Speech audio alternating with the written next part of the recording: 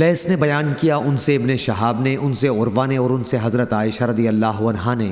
کہ مخزومیہ خاتون فاطمہ بنت اسود جس نے غزوہ فتح کے موقع پر چوری کر لی تھی، اس کے معاملے نے قریش کو فکر میں ڈال دیا۔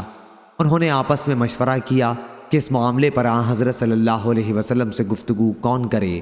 آخر یہ طے پایا کہ اسامہ بن زید رضی اللہ عنہ آپ کو بہت عزیز ہیں، ان کے سوا اور کوئی اس کی ہمت نہیں کر سکتا۔ چنانچہ اسامہ رضی اللہ عنہ نے آن حضرت صلی اللہ علیہ وسلم سے اس بارے میں کچھ کہا تو آپ نے فرمایا، اے اسامہ، کیا تو اللہ کی حدود میں سے ایک حد کے بارے میں مجھ سے سفارش کرتا ہے؟